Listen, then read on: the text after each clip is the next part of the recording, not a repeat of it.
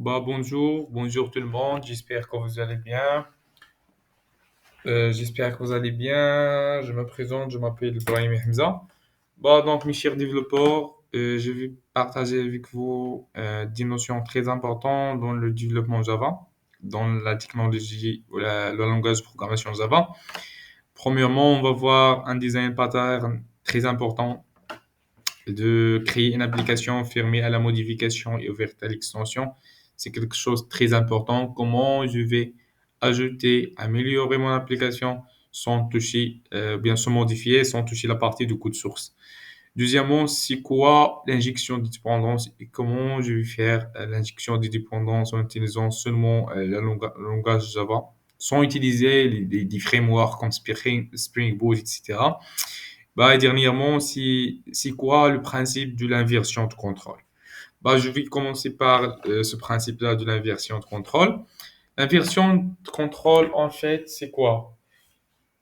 L'inversion de contrôle, c'est le fait de permettre aux développeurs de s'occuper uniquement du code métier. Lorsque je dis le code métier, c'est tout ce qui concerne de développer seulement les exigences fonctionnelles de notre application, en fait. Et que le framework, par exemple Spring Boot, c'est lui qui va s'occuper de faire ou bien de servir ou de contrôler tout ce qui concerne la partie technique ou les exigences techniques, à savoir la sécurité, à savoir la maintenabilité, à savoir la connexion à la base de données, la performance. Donc, c'est pas mal de choses à faire. Donc, voilà, c'est ça l'inversion de contrôle. L'inversion de contrôle, donc, c'est que le développeur s'occupe seulement de développer ce qui concerne les fonctionnalités. Le code universel, ou bien qui va répéter, bien qui va être statique dans tous les projets informatiques, ça va être traité par le framework Spring Boot, par exemple.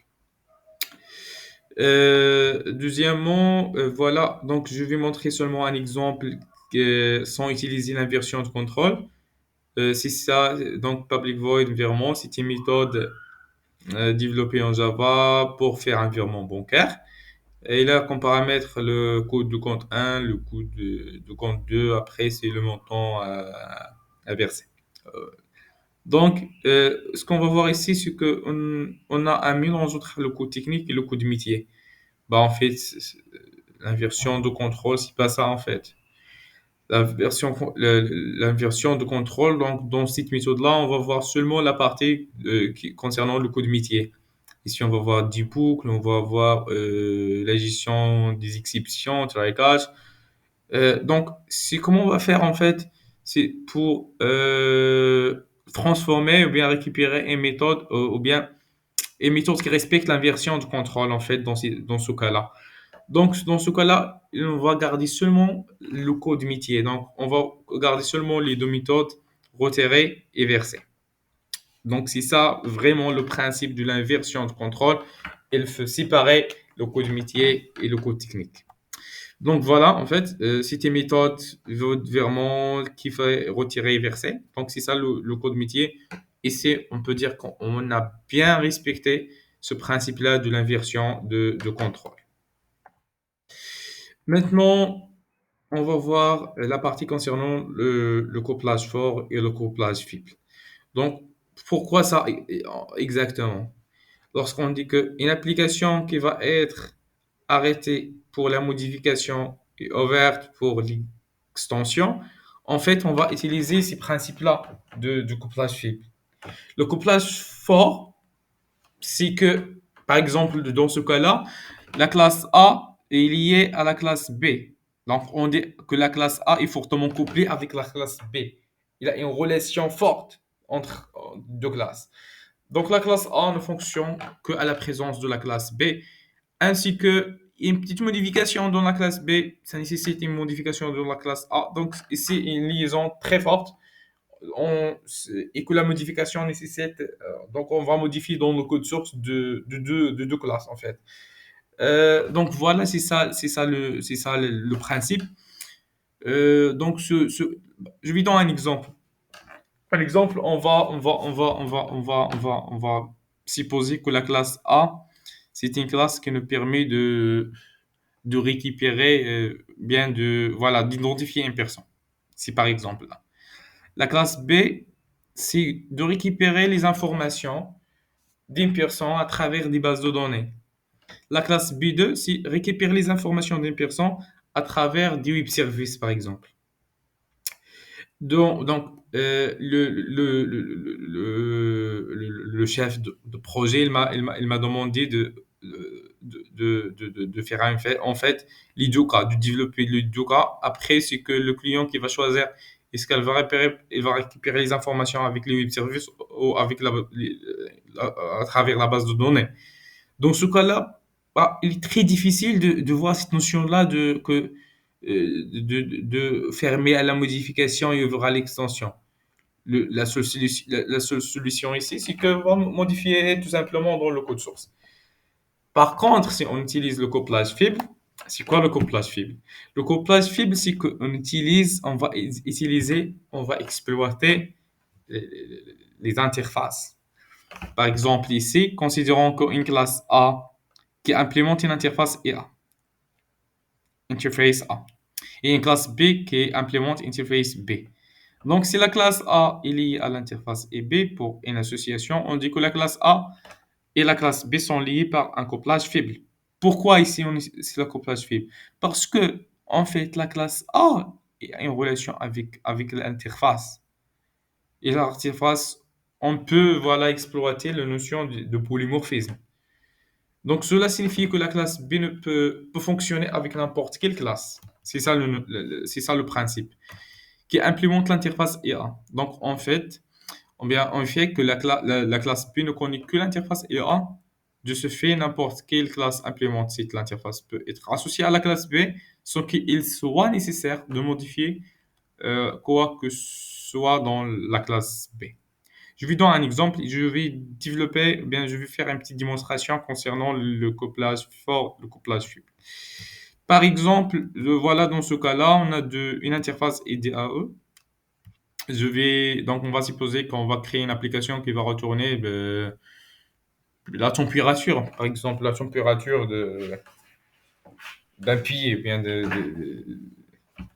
d'un site, ou bien d'une ville.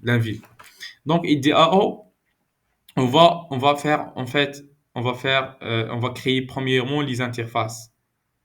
On dit que pour bien exploiter la notion du couplage faible, il faut bien exploiter cette notion-là. Je vais donner un exemple. Premièrement, ce que je vais faire, c'est que je vais créer, voilà, ce que je vais faire, c'est je vais créer des packages. Je vais supprimer ça. Je vais créer le premier package concernant la partie DAO. C'est bien. Deuxièmement, c'est que je vais créer, voilà, je vais supprimer tout ça. Je vais créer un package DAE, un package concernant la couche métier. Et la dernière partie, c'est voilà, c'est quoi ça? Ah oui, je vais changer. Package métier. Et la dernière concernant la couche présentation. Présentation. C'est bien. Maintenant, c'est qu'on va. C'est quoi ça? C'est quoi ça en fait? Non, package présentation. Donc, premièrement, on va créer l'interface. L'interface, on va le nommer interface editor. C'est bien. Deuxièmement, c'est l'interface métier. Après, je vais définir c'est quoi exactement ce que je vais mettre dedans ces interfaces-là, en fait. Donc voilà, métier, new package. Non, en fait, c'est pas package. New interface. Je vois interface. Voilà, c'est et métier. C'est bien. Voilà, donc IDAO. Donc IDAO ici, il va contenir une méthode qui va nous permettre de retourner la valeur de température, par exemple. Température. Donc ici, double, par exemple, get température. Voici bien. Maintenant, on va lier cette interface-là avec une classe qui fait l'implémentation de cette interface.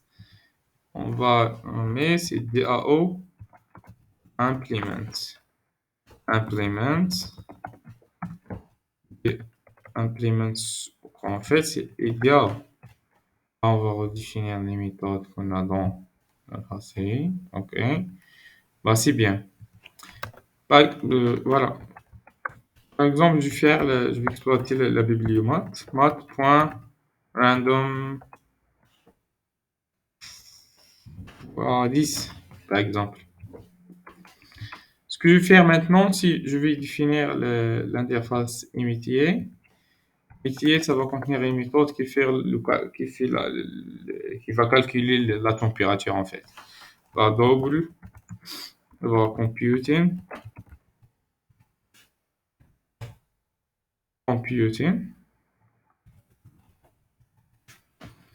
et je vais créer la classe qui va implémenter cette interface. Je vais nommer métier implement. Je vais faire implement euh, et métier. Voilà. Et je vais redéfinir la méthode. Euh, c'est bien.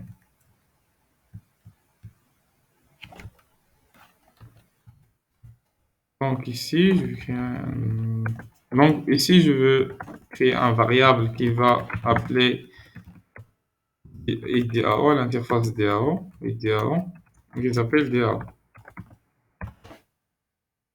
Après, je vais faire quoi en fait? Je vais faire un setter. Je vais générer un setter pour mettre une valeur, pour citer une valeur dans la classe DAO. Donc, setter. Donc, en fait, je vais faire double result equal DAO.get température. C'est bien? Ici, results.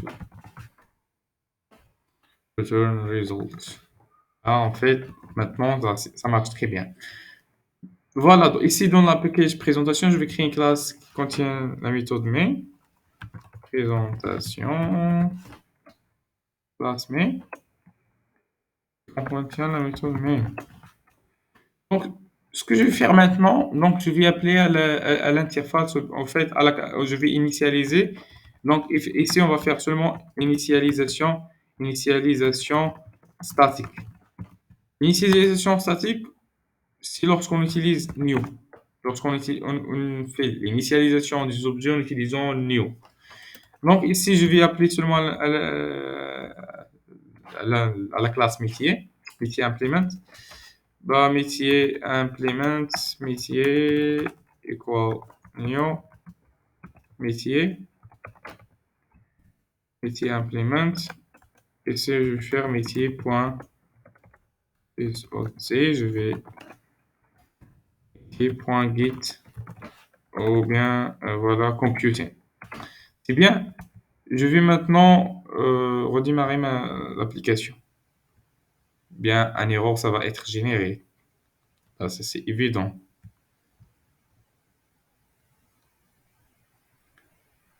Voilà. Donc, pourquoi en fait on a cette erreur-là?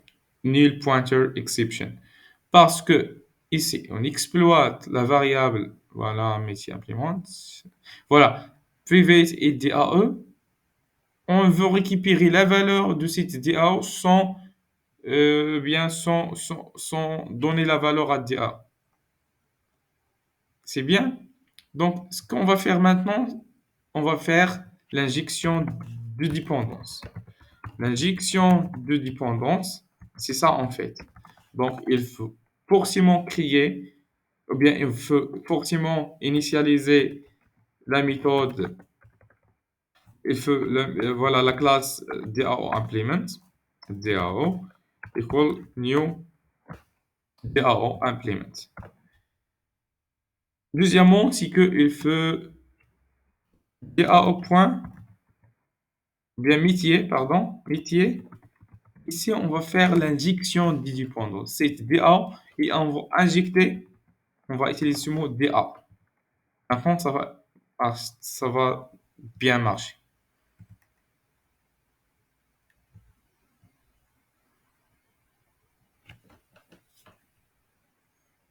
Voilà. Mais en fait, ici, moi, je veux créer à chaque classe voilà, une extension.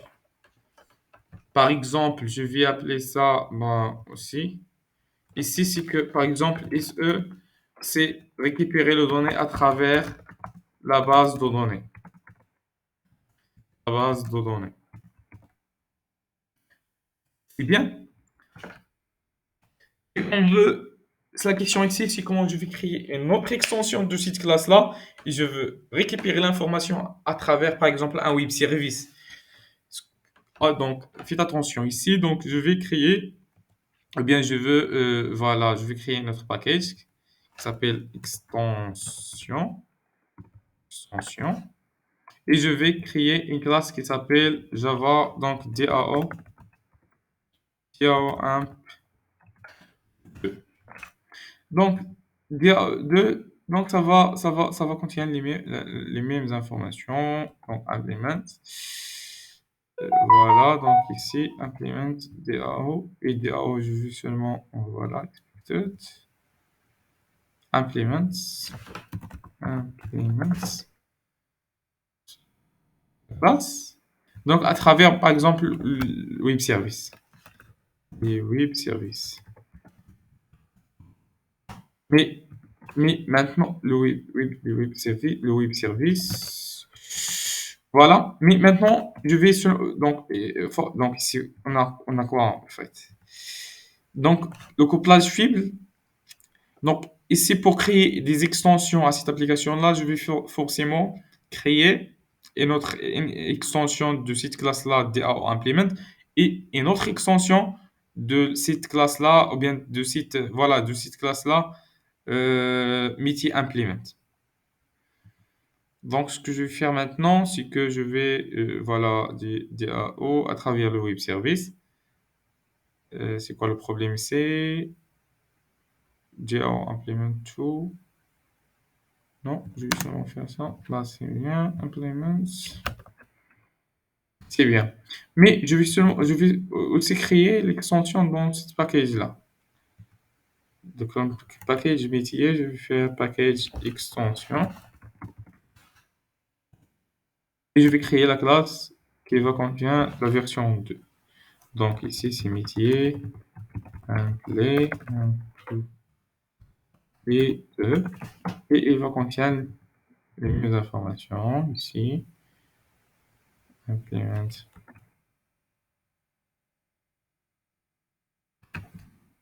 Implement, ici, c'est que c'est pas, voilà, c'est l'interface métier. Bon, en fait, c'est ça. Donc, maintenant, je vais exécuter ça.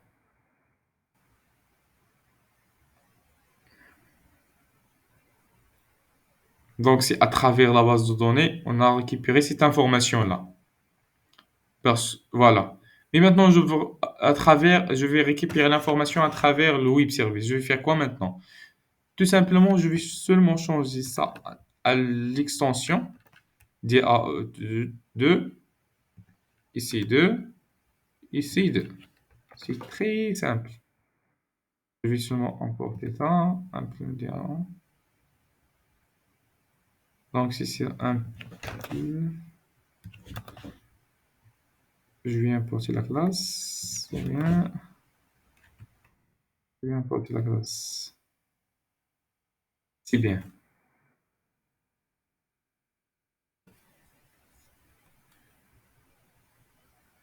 Bah, c'est bien maintenant, on a récupéré à travers le web service. Bah, en fait, maintenant, c'est quoi le type de relation ici entre DAO implement et l'interface DAO? C'est un couplage faible. Pourquoi?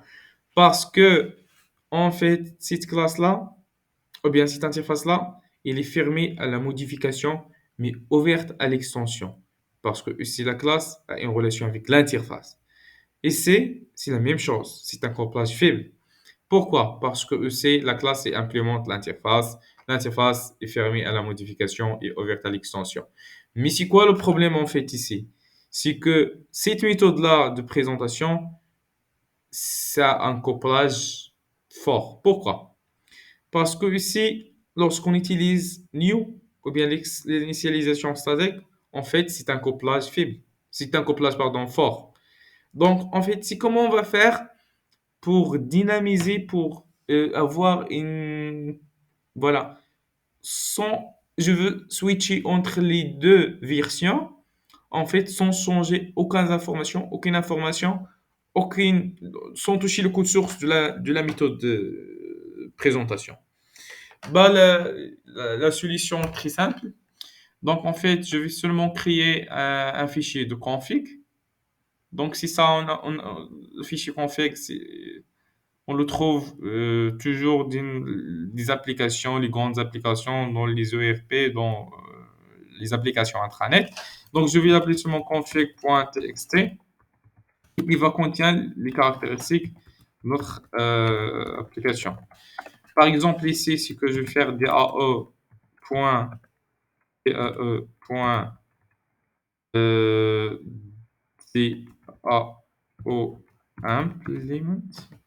Et ici, métier implement. C'est bien. Ce que je vais faire maintenant, c'est ce que je vais créer un couplage faible entre la couche métier et la couche présentation. Bah, la première chose, c'est que scanner pour récupérer les informations dans ce fichier-là, scanner equal new scanner, new file, voilà, et qui s'appelle config c'est minuscule en fait, config.txt. Et string, DAO class name equal scanner.nextLine. C'est pour récupérer toute la ligne de notre fichier. Ici, c'est mon petit extension. Bah, c'est très bien. Ce que je vais faire maintenant, voilà, donc string DAO class name scanner. Deuxièmement, c'est que je vais exécuter, initialiser la méthode DAO sans utiliser new. Donc, en fait, c'est quoi? Comment je vais faire? C'est on va faire class, point, for name. Donc, le nom de la méthode, ça va être DAO class name.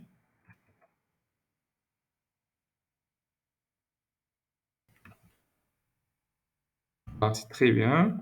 Je fais seulement add exception. Donc, il va retourner. Donc, je vais faire ici class. DAO equal. Bah, maintenant, ce que je vais faire maintenant, en fait. Donc, ce que je vais faire, c'est que j'ai pas encore donc initialisé cette méthode-là. Je vais faire point new instance. Add exception.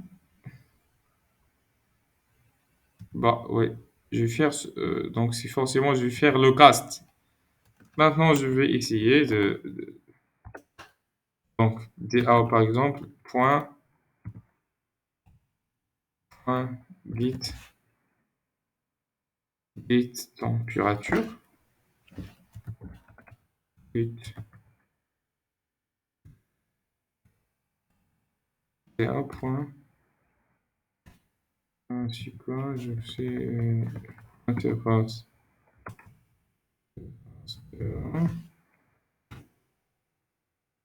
Et ici, c'est interface DA.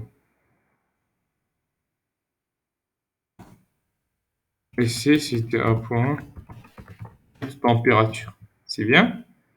Je vais exécuter maintenant. Je vais récupérer l'information à travers la base de données. Voilà, c'est à travers la base de données. Maintenant, si je veux switcher vers récupérer l'information vers le web service, je ne vais pas modifier dans le code source de la classe présentation. En fait, je vais modifier seulement dans notre fichier de configuration, config.txt. Je vais faire ici DAO point, DAO point extension, extension point, point DAO, DAO un peu, DAO un P2, en fait, un P2, et je veux initialiser, bien, je veux démarrer l'application. Et voilà, c'est à travers le web service. Donc, mes chers développeurs, c'est ça la notion de l'injection de contrôle, de l'inversion de contrôle et le couplage faible et la différence entre le couplage faible et le couplage fort et comment on va mettre en œuvre, mettre en application en fait le design pattern de comment créer une application ouverte ouverte à l'extension et fermée à la modification. Fermée à la modification, c'est sans modifier dans le code source d'autres applications. Voilà, j'espère que vous avez compris, vous prendre quelques informations. Merci pour votre attention. Au revoir.